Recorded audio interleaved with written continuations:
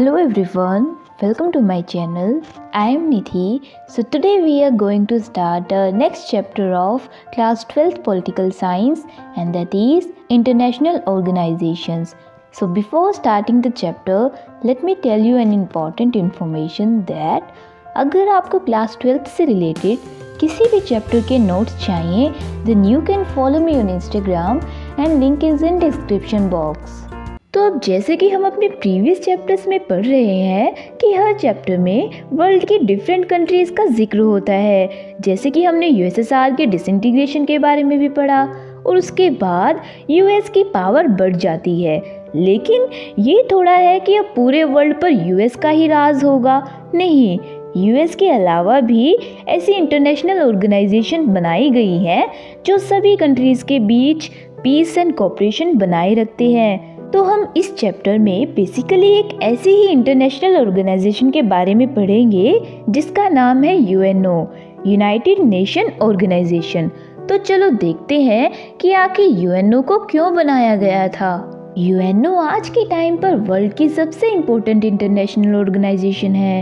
ये peace maintain करने में बहुत हेल्प करता है और सभी कंट्रीज़ को प्रोग्रेस करने में भी हेल्प करता है। अब बहुत सारे स्पीकर्स बोल देते हैं कि यूएनओ क्या कर रहा है। ये तो बोलते हैं कि हम पीस मेंटेन करते हैं, हम कन्फ्लिक्ट्स होने से रोकते हैं, लेकिन फिर भी कन्फ्लिक्ट्स तो हो ही रहे हैं और दंगा फसाद हो ही जाता है कुछ ना कुछ। तो इस पर एक स्पीकर कहते हैं कि the United Nation was not created to take humanity to heaven but to save it from hell. अब देखो, हमारे पेरेंट्स तो हमें अच्छे से अच्छे स्कूल में भेज देते हैं, वो हमारे लिए हर रिसोर्स प्रोवाइड करवाते हैं कि जिससे हम अच्छे से पढ़ सकें, लेकिन अगर फिर भी हम ना पढ़े तो इसमें पेरेंट्स की तो क्या गलती है। उसी तरह यूएनओ भी हमें बुराइयों से, कन्फ्लिक्ट से दूर करने की कोशिश करता है, लेकिन इसका मतलब ये नहीं है कि बिल्कुल ही मतभेद नहीं होगा किसी कंट्री के बीच। हाँ, यूएनओ वर्ल्ड को वॉर से दूर रखता है। यूएनओ के बनने के बाद वर्ल्ड में थर्ड वर्ल्ड वॉर नहीं हुआ है।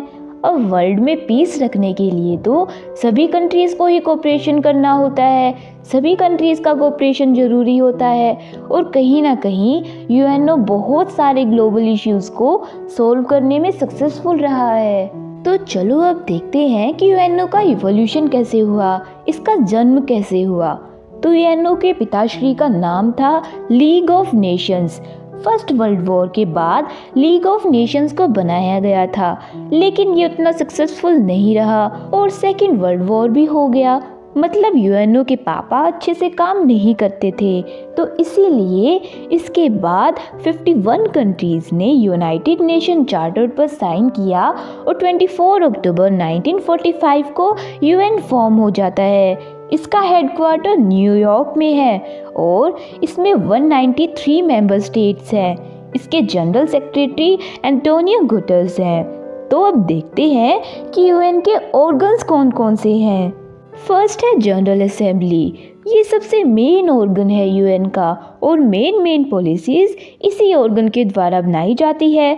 इसमें हर 193 कंट्रीज़ में से एक मेंबर चूज़ किया जाता है जो उनकी कंट्री को रिप्रेजेंट करता है। नेक्स्ट है सिक्योरिटी काउंसिल।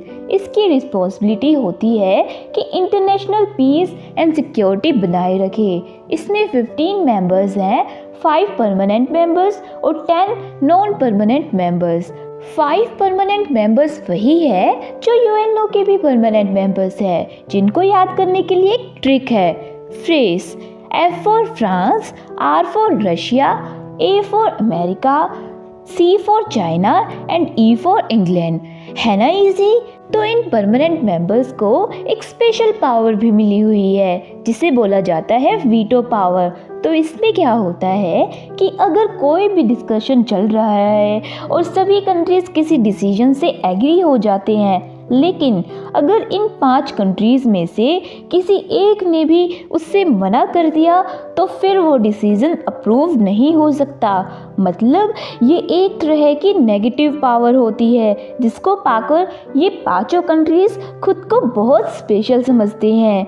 ये 5 कंट्रीज़ को ही परमानेंट मेंबर इसलिए बनाया गया था क्योंकि जब यूएन की फॉर्मेशन हुई थी तो उस टाइम पर वर्ल्ड की टॉप 5 कंट्रीज़ यही थी और अगर इनको ये पावर ना दी जाती तो ये यूएन में उतना इंटरेस्ट ना लेते और फिर यूएन की फॉर्मेशन होने में इतनी सक्सेस ना मिलती।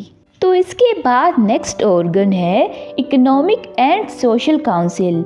इसका काम होता है कि कंट्रीज़ के बीच कोऑर्डिनेशन बनाए रखना, policy review, policy dialogue and recommendation on economic, social and environment issues.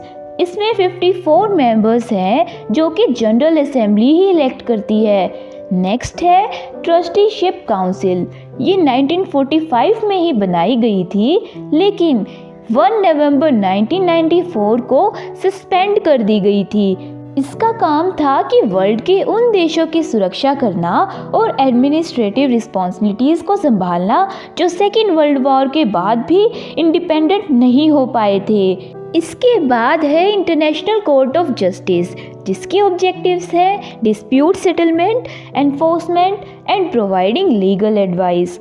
तो ये थे यूएन के ऑर्गन्स। इनके अलावा यूएन की कुछ मेन एजेंसीज भी हैं जैसे कि WHO, World Health Organization, UNDP, UNHRC, UNHCR, UNICEF, UNESCO. ये भी अपने अपने फील्ड में रिपोर्ट तैयार करके उनके अकॉर्डिंग वर्क करते हैं और वर्ल्ड डेवलपमेंट में हेल्प करते हैं। इसके बाद जैसे कि टाइम के साथ साथ सब कुछ बदलता रहता है, ह्यूमन नीड्स, नेचर, वर्ल्ड सभी में चेंजेस आते रहते हैं। उसी तरह लोगों ने भी डिमांड की कि भाई यूएन में भी रिफॉर्म्स आने चाहिए। अब ये रिफॉर्म्स 2 तरह के थे। First, reform the structure and process of the organization. Second, review the issues that fall within the jurisdiction of the organisation.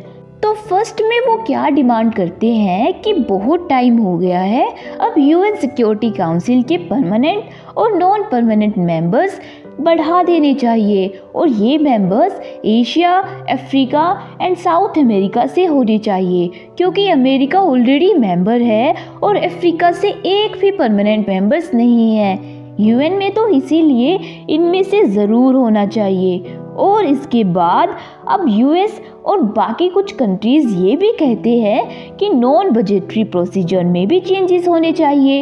US सबसे ज़्यादा फंड देता है तो बाकी कंट्रीज़ को भी फंड इंक्रीज़ करना चाहिए। इसके बाद वो सेकंड में क्या डिमांड करते हैं कि यूएन को ज़्यादा focus peace and security missions पर करना चाहिए, ह्यूमन डेवलपमेंट पर वर्क करना चाहिए। तो ये थे कुछ उनके रिफॉर्म्स। तो इसके बाद हम देखते हैं कि वर्ल्ड में कोल्ड वॉर के बाद क्या क्या चेंजेस आए।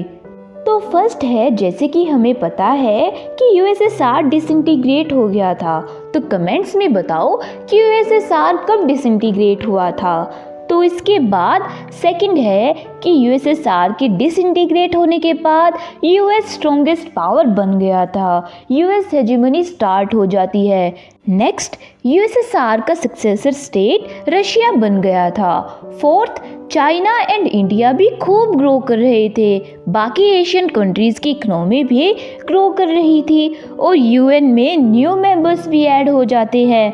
नेक्स्ट, इन सब के साथ साथ वर्ल्ड में और भी चैलेंजेस आ रहे थे जैसे कि genocide, civil war, ethnic conflict, terrorism, climate change, epidemic etcetera. इसके बाद अब जब कंट्रीज यूएन में रिफॉर्म लाने की डिमांड कर रहे थे तो 1992 में यूएन जनरल असेंबली एक रेजोल्यूशन अडॉप्ट करती है जिनमें कि 3 मेन कंप्लेंट्स भी थी लोगों की। फर्स्ट तो थी कि सिक्योरिटी काउंसिल पॉलिटिकल रियलिटीज़ को अच्छे से श्योर नहीं करता और सेकंड, ये सिर्फ वेस्टर्न कंट्रीज़ को ही वैल्यू ज़्यादा देते हैं और अच्छे से सबको रिप्रेजेंट नहीं करते।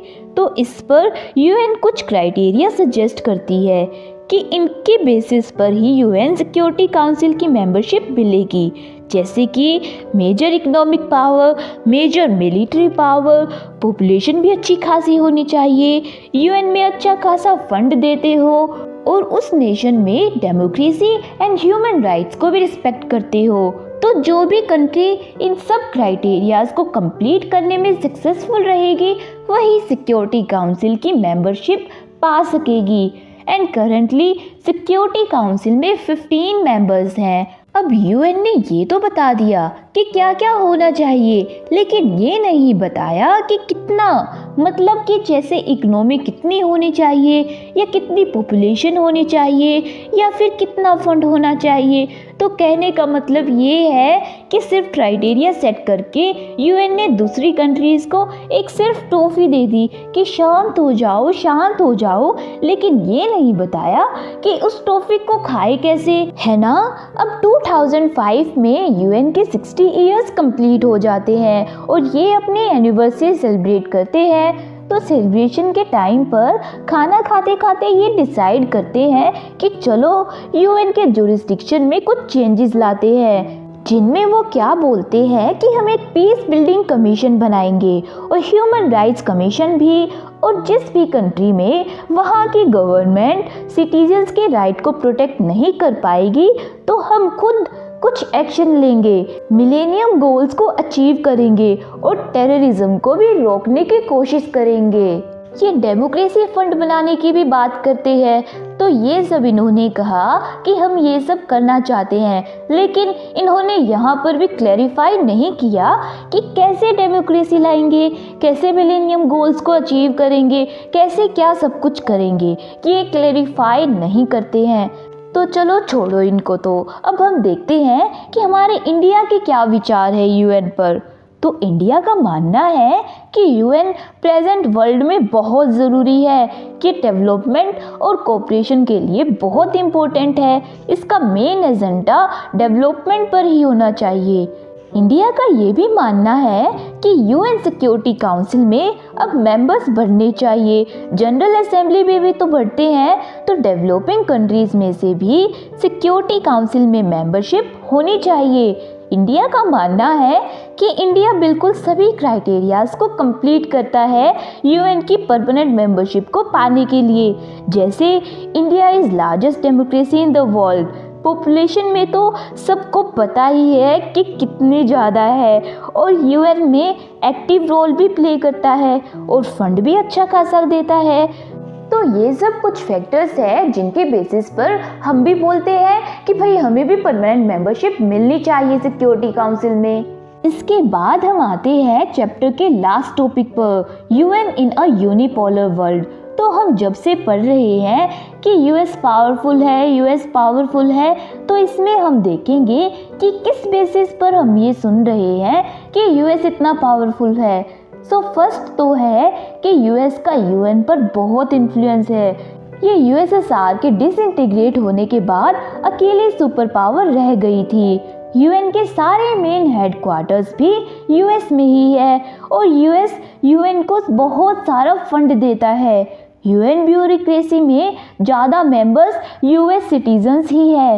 यहीं के सिटीजन्स यूएन में ज़्यादा वर्कर्स हैं, तो यूएन यूएस के बिना बैलेंस नहीं कर पाएगा। अब देखो यूएस के पास जब इतनी सारी पावर्स है तो यूएन से क्या फ़ायदा बाकी कंट्रीज़ को।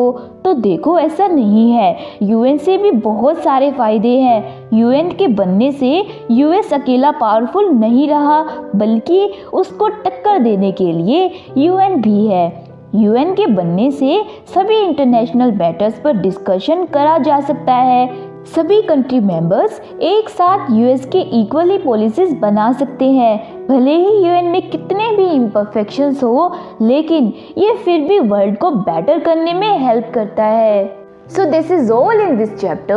So thanks for watching. I hope आपको चैप्टर समझ में आ गया होगा, लेकिन अगर आपके फिर भी कोई डाउट है then you can ask me in the comment section or you can DM me on Instagram. Link is in description box. So thanks for watching. If this video is helpful for you, then please share it with your classmates and please do subscribe my channel for more videos.